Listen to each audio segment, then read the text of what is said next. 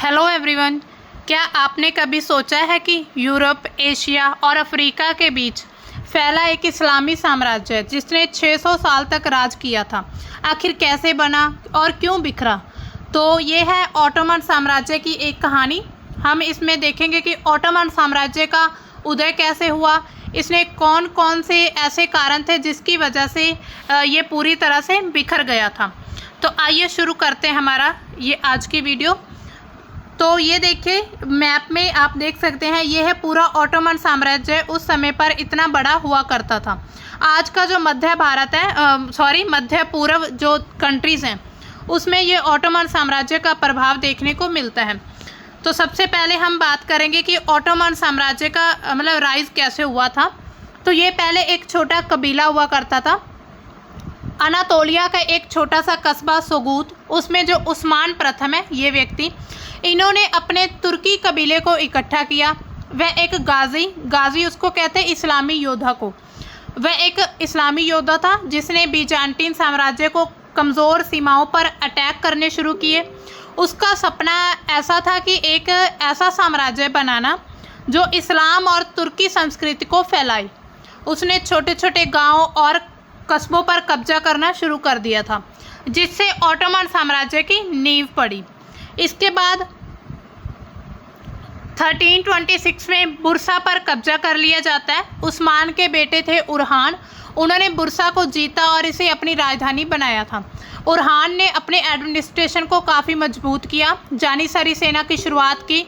जानिसरी सेना एक ऐसी सेना थी जिसमें गैर मुस्लिम बच्चों को ट्रेनिंग दी जाती थी सैनिक बनाने के लिए। तो ऐसी सेना तैयार की उन्होंने। इसके बाद 1362 में यूरोप में ये अपना पहला कदम रखते हैं। मुराद प्रथम ने एड्रियानोपोल, यानी कि जिसको आज का हमें एदिर्ने कहते हैं, उस पर कब्जा किया था। ये वो क्षेत्र है ऑटोमन साम्राज्य का। तो इस पर अटैक किया, जो कि ऑटोमन में यूरोप का पहला बड़ा आधार बना था। इसने साम्राज्य को बाल्कन स्टेट्स तक फैलने का एक रास्ता दिया था। मुराद ने सुल्तान की उपाधि अपनाई और साम्राज्य को फिर से इकट्ठा करना शुरू कर दिया। इसके बाद कोसोवा की लड़ाई होती है 1389 में। तो मुराद प्रथम जो थे उसने सर्बिया को हरा दिया था, लेकिन इस लड़ाई में उसकी मृत्यु हो जाती है। फिर उसके बेटे आते हैं बायजीद प्रथम। तो उन्होंने सत्ता संभाली और तेज़ी से अपने साम्राज्य का विस्तार किया था। इसके बाद फिर ये शासन संभालना इतना आसान नहीं था और बहुत से क्षेत्रीय साम्राज्य थे, छोटे छोटे राजा शासक हुआ करते थे, जिनका मुकाबला उन्हें करना पड़ा था। तो अब अंकारा की लड़ाई होती है। इस लड़ाई में जो बायजीद था उसको मंगोल शासक तैमूर ने हरा दिया था। ये ऑटोमन के लिए काफ़ी बड़ा झटका था और जो साम्राज्य था अस्थायी रूप से बिखरना शुरू हो गया था। लेकिन महमूद प्रथम ने साम्राज्य को फिर से इकट्ठा किया और एकजुट करके फिर से उसको मजबूत करना शुरू कर दिया था। इसके बाद 1453 में कॉन्स्टेंटिनोपल, मतलब कि जिसको हम कुस्तुनतुनिया का क्षेत्र बोलते हैं, जब हम भारत के इतिहास के बारे में पढ़ते हैं तो उसमें भी हमें इसका जिक्र देखने को मिलता है। तो ये उस समय ऑटोमन साम्राज्य के लिए एक बहुत बड़ा क्षेत्र हुआ करता था उनका। तो महमूद द्वितीय जो थे, उनको महमूद फाती के नाम से भी जाना जाता है। उसने 21 साल की उम्र में कॉन्स्टेंटिनोपल को जीत लिया था। इस शहर को उसने अपनी राजधानी बनाया। नई राजधानी बनी थी, हालांकि इससे पहले जो राजधानी थी वो बनाई गई थी मुराद प्रथम के द्वारा। अब ये महमूद द्वितीय के द्वारा राजधानी बनाई जाती है इस्तांबुल, और ये ऑटोमन साम्राज्य के लिए एक महत्वपूर्ण केंद्र बन जाता है। यही विजय मध्यकाल के अंत और ऑटोमन के जो स्वर्ण युग होता है उसकी शुरुआत का कारण बनता है। मतलब कि जब उन्होंने अपनी राजधानी बनाया तो उसमें ऑटोमन का जो स्वर्ण युग था उसकी शुरुआत हो जाती है। तो अब हम बात कर रहे हैं स्वर्ण युग की। इस समय पर ऑटोमन साम्राज्य काफ़ी शिखर तक पहुंच चुका था, साम्राज्य का विस्तार होना शुरू हुआ। ये समय था 1453 से 1566 तक। कुस्तुनतुनिया पर जब कब्जा होता है तो इस समय फिर जो यूरोप की कंट्रीज़ हैं उनका भी यहाँ से व्यापार बंद कर दिया जाता है। तो पूरी तरह से ये अपना एकाधिकार कर लेते हैं। यहाँ पर आप क्षेत्र देख सकते हैं, सर्बिया, बोस्निया, हंगरी, रोमानिया, तो इन पर कब्जा किया गया। इसी दौरान फिर नौसेना को मजबूत किया गया। उस समय पर क्या था आप देखेंगे, आज भी जब हम देखते हैं तो इनके आसपास हमें समुद्र देखने को मिलते हैं। समुद्र होने की वजह से फिर उन्होंने समुद्र होने की वजह से उन्होंने अपनी जो नौसेना थी वो मजबूत की। उनके पास ये बहुत अच्छा हथियार हुआ करता था। इस नौसेना के कारण ही वो किसी भी क्षेत्र में आसानी से कब्जा कर सकते थे। भूमध्य सागर में जो ऑटोमन है उन्होंने अपना एकाधिकार वर्चस्व बढ़ाना शुरू कर दिया। फिर महमूद फातिह की मृत्यु हो जाती है, लेकिन फिर भी उसकी मृत्यु के बाद जो विस्तार होता है वो जारी रहता है, क्योंकि उसके बाद फिर उनके बेटे ऐसे उनकी जो पीढ़ी दर पीढ़ी जो उनका कब्जा करने का ये उनका जो एक पूरा मतलब टाइमलाइन चल रही थी वो इसी तरह से अपना विस्तार कर रहे थे। 1463 से 1479 के समय विस्तार काफ़ी ज़्यादा हो जाता है। इसके बाद 1512 में सलीम प्रथम का शासन आता है। सलीम प्रथम को यावूस के नाम से भी जाना जाता है। ये हैं वो व्यक्ति। इन्होंने ममलूक साम्राज्य को हराया था। मिस्र, सीरिया और हिजाज मक्का मदीना जगह को कहते हैं, उस पर कब्जा कर लिया था। और इसके बाद ऑटोमन को खलीफा की एक उपाधि मतलब टाइटल दिया गया था, जिससे उनका धार्मिक और राजनीतिक वर्चस्व बढ़ना शुरू हो जाता है।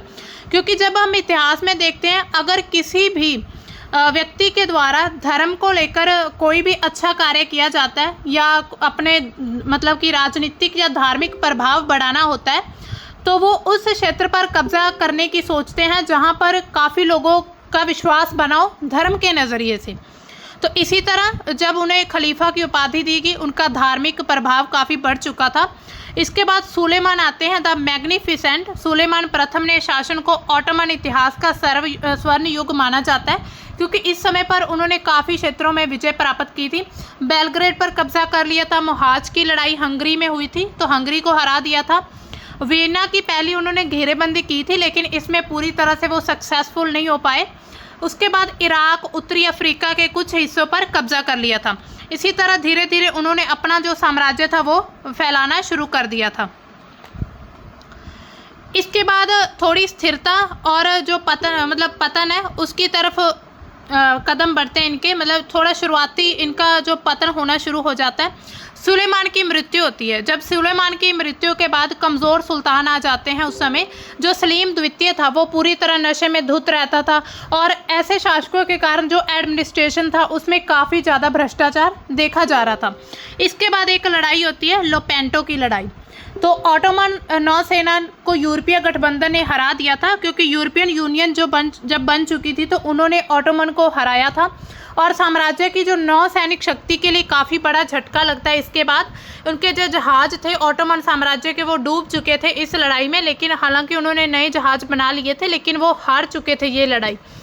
ऐसे शासकों के कारण फिर ये ऑटोमन जो है, मतलब जैसे सलीम द्वितीय आता है, ऐसे ही शासक आगे भी जो नशे में धुत रहते हैं, अपनी पर्सनल लाइफ में ज़्यादा बिजी रहते हैं, उन्होंने अपने जो साम्राज्य को फैलाने का कोई भी कार्य नहीं किया था, जिसकी वजह से ये जो ऑटोमन है वो गिरना शुरू हो जाता है। हालांकि ऑटोमनों ने फिर बाद में अपनी नौसेना को दोबारा इकट्ठा कर लिया था, लेकिन वो पूरी तरह से सफल नहीं हो पाए थे। इसके बाद एक लंबा युद्ध होता है। ऑटोमन ने हैब्सबर्ग साम्राज्य, वहाँ पर उस समय जो क्षेत्रीय साम्राज्य था उसके खिलाफ लंबा युद्ध लड़ा, लेकिन कोई भी उन्हें क्षेत्रीय लाभ नहीं मिल पाया था। इसने साम्राज्य की आर्थिक स्थिति को कमज़ोर कर दिया था, जिससे मतलब आर्थिक स्थिति जब कमज़ोर होती है तो उस साम्राज्य का पतन होना शुरू हो जाता है, क्योंकि आर्थिक स्थिति से ही पता चलता है कि कोई भी शासक, कोई भी राजा कितनी देर तक इस क्षेत्र में राज कर सकता है। तो इसी तरह ये 1593 से 1606 तक लंबे युद्ध के बाद उनकी जो आर्थिक सिचुएशन काफ़ी कमज़ोर हो जाती है। फिर वो कोशिश करते हैं वियना की तरफ बढ़ने की, जिस पर पहले उन्होंने कब्जा करने की कोशिश की थी, लेकिन सफल नहीं हो पाए थे। महमूद चतुर्थ आते उस समय पर इन्होंने वियना को घेरने की कोशिश की, लेकिन पोलिश राजा जॉन सोबिएस्की ने ऑटोमन को हरा दिया था, और ये ऑटोमन विस्तार का ये अंतिम बिंदु था। मतलब कि ये महमूद चतुर्थ के बाद जो ऑटोमन साम्राज्य था वो अपना विस्तार नहीं कर पाए थे। अब देखिए, अब हम इसका पतन देख लेते हैं, कैसे पतन हुआ था। तो पतन के बाद, पतन से पहले ये एक संधि होती है, कॉर्लेवित्स की संधि। तो ऑटोमन को पहली बार बड़े क्षेत्र जो हंगरी होते हैं, हंगरी और जो ट्रांसविलोनिया वो मतलब अपने हाथ से खोने पड़े। हंगरी और जो ट्रांसविलोनिया है वो उनके हाथ से निकलते जा रहे थे। तो ये साम्राज्य के पतन की शुरुआत हो रही थी। इसके बाद एक समय ऐसा भी आता है जिसे तुलिप काल के नाम से जाना जाता है।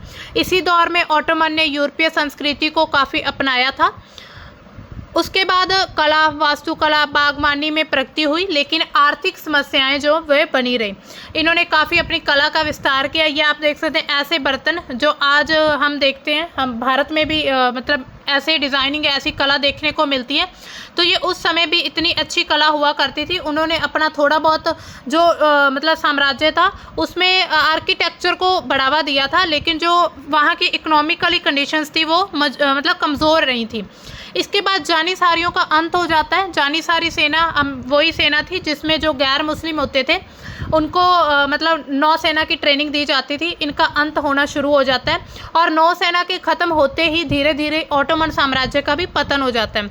महमूद द्वितीय ने भ्रष्ट हो चुकी जो जानिसारी सेना को ख़त्म कर दिया था, क्योंकि उस समय बहुत ज़्यादा करप्शन बढ़ चुका था, और पश्चिमी शैली की जो नई सेना थी वो बनानी शुरू कर दी। ये एक बड़ा सुधार था, लेकिन इससे आंतरिक विद्रोह भी काफ़ी ज़्यादा बढ़ चुके थे, क्योंकि उस समय पूरे साम्राज्य में करप्शन फैल चुका था। अगर किसी को भी कोई सही काम करने के लिए कह भी दिया जाता तो बाकी लोग उसका विरोध कर देते थे। इसके बाद तंजीमात सुधार किए जाते हैं। ऑटोमन ने अपने प्रशासन में, शिक्षा में और कानून में पश्चिमी शैली मतलब कि जो वेस्टर्न वहाँ का जो वेस्टर्न कल्चर था उसके अकॉर्डिंग सुधार किए। गैर मुस्लिमों को काफ़ी ज़्यादा अधिकार दिए गए, लेकिन ये सुधार साम्राज्य को बचाने में नाकाफ़ी रहे थे। मतलब कि ये पूरी तरह से कामयाब नहीं रहे थे जितने भी सुधार किए गए थे। इसके बाद 1876 में ऑटोमन साम्राज्य का जो पहला संविधान बनाया जाता है। अब्दुल्ला हमीद द्वितीय ने पहला संविधान, ये हैं अब्दुल्ला हमीद, इन्होंने पहला संविधान लागू किया। जल्दी ही इसे फिर निलंबित करके निरंकुश शासन शुरू कर दिया था। उनके शासन में रेलवे, शिक्षा में काफ़ी प्रगति हुई, लेकिन फिर भी वहाँ जो क्षेत्रीय नुकसान था वो जारी रहा था। इसके बाद 1878 में बर्लिन की संधि होती है, जिसमें बर्लिन की संधि उसने रूस तुर्की के युद्ध के बाद, मतलब रूस और तुर्की का जब युद्ध होता है एक तरफ, तो उसके बाद ऑटोमन ने बाल्कन के बड़े हिस्से खो दिए थे इस युद्ध में। ग्रीस, सर्बिया और रोमानिया पूरी तरह से आज़ाद हो चुके थे, क्योंकि अब साम्राज्य जो शासक थे वो भी कमज़ोर थे। इसी तरह मतलब शासक कमज़ोर होने की वजह से उन्होंने अपने क्षेत्र काफ़ी खो दिए। ग्रीस, रोमानिया और जो सर्बिया था वो उन्होंने मतलब उनसे आज़ाद हो चुका था ऑटोमन साम्राज्य से। इसके बाद अब हम बात करते हैं अंतिम इसका जो चैप्टर है इस पूरी कहानी का, मतलब विघटन और तुर्की का जन्म होता है। ये टाइम पीरियड था 1908 से 1922 के बीच। जो तुर्की था वो आज़ाद होता है पूरी तरह से और एक नए देश के रूप में उभरता है। यंग तुर्की क्रांति आती है 1908 में। यंग तुर्क्स, वहाँ पर जो यंग जनरेशन तुर्कों की थी, उन्होंने अब्दुल्ला हमीद द्वितीय को सत्ता से हटा दिया था, मतलब कि तख्ता पलट कर दिया था और संवैधानिक शासन को बहाल कर दिया। लेकिन साम्राज्य की एकता जो थी वो कमज़ोर हो चुकी थी। इसके बाद बाल्कन युद्ध होता है 1911 से 13 के बीच। इस समय ऑटोमन ने बाल्कन में लगभग सभी क्षेत्र ही खो दिए थे, क्योंकि उनके पास जो नौसेना थी वो कमज़ोर हो चुकी थी। ये साम्राज्य के लिए काफ़ी बड़ा झटका था। इसके बाद कभी भी वो इतना ज़्यादा मतलब डेवलप नहीं हो पाए, इतना अपना साम्राज्य नहीं फैला पाए जितना वो पहले उन्होंने अपना विस्तार किया था। प्रथम विश्व युद्ध जब आता है 1914 से 18 के बीच, ऑटोमन जो थे उन्होंने जर्मनी के साथ गठबंधन किए, कुछ संधियां की। गैलीपोली की लड़ाई में उन्होंने मित्र राष्ट्रों को हरा दिया था, लेकिन युद्ध के अंत में फिर उन्हें हार का सामना करना पड़ा था। तो आप देख सकते हैं अलाइज हैं ये सेंट्रल पावर और न्यूट्रल कंट्रीज ये रही थी उस समय, और ये जो अलाइज थे मतलब गठबंधन कंट्रीज थी, इनको हरा तो दिया था, लेकिन फिर भी ऑटोमन साम्राज्य हार जाता है। 1918 में मुद्रोस युद्ध विराम मतलब कि सीज फायर हो जाता है, उसने साम्राज्य को और ज़्यादा कमज़ोर कर दिया था। तो यहाँ पर भी आप देख सकते हैं ये हैं कंट्रीज़ जो उस समय प्रथम विश्व युद्ध में लड़ रही थी, उन्होंने भाग लिया था। Italy, Germany, Austria Hungary, Bulgaria, Ottoman तुर्की, तो ये सभी एक साइड थे। दूसरी तरफ थे रशिया, फ्रांस और ब्रिटेन। तो इसके बाद, इस युद्ध के बाद ही जो रशिया और इसके बाद ही जो यूएसए का उदय होता है वो अपने आप को मतलब काफ़ी डेवलप्ड कर लेते हैं इस युद्ध के बाद। तो इसी तरह धीरे धीरे मतलब काफ़ी इनका जो नुकसान होना शुरू हो गया था। पहले इन्होंने अपने साम्राज्य खोए, नौसेना की पूरी तरह से खो चुके थे, फिर ये अपने आप को उठा नहीं पाए उस लेवल पर। फिर 1919 का समय आता है और तुर्की स्वतंत्रता संग्राम के नाम से इसको जाना जाता है, क्योंकि जो तुर्की था वो आज़ाद हो जाता है। मुस्तफ़ा कमाल जो अतातुर्क थे, उन्होंने तुर्की राष्ट्रीय आंदोलन शुरू कर दिए थे, जैसे भारत में हुए थे राष्ट्रीय आंदोलन। उन्होंने मित्र राष्ट्र की सेना और ग्रीक आक्रमणकारियों को हरा दिया था। जो ग्रीस के जो वहाँ के आक्रमणकारी थे उनको हरा दिया। लॉज़ेन की संधि 1923 में होती है और आधुनिक तुर्की गणराज्य की स्थापना की जाती है एक संधि के तहत। तो इसी तरह ऑटोमन साम्राज्य का अंत हो जाता है 1922 और 24 के बीच, 1 नवंबर 1922। तो ये डेट आप मतलब ध्यान में रखिएगा। 1 नवंबर 1922 को सुल्तान की जो सत्ता है वो पूरी तरह से समाप्त हो जाती है। 1924 में अतातुर्क ने खिलाफत को भी ख़त्म कर दिया था, जिसने ऑटोमन साम्राज्य का औपचारिक अंत किया था। मतलब हमने देखा था कि खलीफा का उपाधि उन्हें मिल जाती है, तो इसी तरह खिलाफत को भी ख़त्म कर दिया जाता है। तो इसी तरह ये ऑटोमन साम्राज्य की मतलब जो है अंत आ जाता है। ऑटोमन साम्राज्य से न केवल एक बड़ा भूभाग था, मतलब उसने बहुत बड़े एरिया पर शासन किया, बल्कि उन्होंने अपनी कला, वास्तुकला, कानून और जो प्रशासनिक व्यवस्था थी उसमें भी काफ़ी सुधार किए थे। काफ़ी महत्वपूर्ण योगदान रहा। सुलेमानिया मस्जिद, टॉप कापी पैलेस और सेलिमिया मस्जिद जैसी जो वास्तुकला है, इसके काफ़ी प्रमाण मिलते हैं कि ऑटोमन साम्राज्य के समय इनको बनाया गया था। मिलेट प्रणाली के तहत विभिन्न धार्मिक समुदायों को आज़ादी दी गई थी। देवशीर में यानी कि चाइल्ड लेवी जैसी अनूठी प्रथा इनकी जो प्रशासनिक कुशलता उसको दर्शाती है कि उस समय पर प्रशासन काफ़ी ज़्यादा कुशल हुआ करता था। 600 वर्षों तक चले इस साम्राज्य का पतन राष्ट्रवादी आंदोलन और आर्थिक जो भी समस्या थी, यूरोपीय शक्तियों के साथ उनका जो दबाव बनता जा रहा था, उसके कारण इसका पतन होना शुरू हो जाता है। लेकिन इसकी सांस्कृतिक और ऐतिहासिक विरासत आज भी हमें मध्य पूर्व, जब हम मिडिल ईस्ट कंट्रीज़ में देखते हैं और बाल्कन स्टेट्स या उत्तरी अफ्रीका, इन सभी देशों में इनकी संस्कृति आज भी देखी जा सकती है। तो दोस्तों, ये थी हमारी जो ऑटोमन साम्राज्य के उदय से उनके पतन तक की कहानी। तो आपको कैसी लगी ये कहानी, आप हमें कमेंट सेक्शन में बता सकते हैं। तो मिलते हैं हम किसी अपने नेक्स्ट चैप्टर के साथ, मतलब नेक्स्ट किसी कहानी के साथ। तब तक के लिए बाय, थैंक्स फॉर वॉचिंग।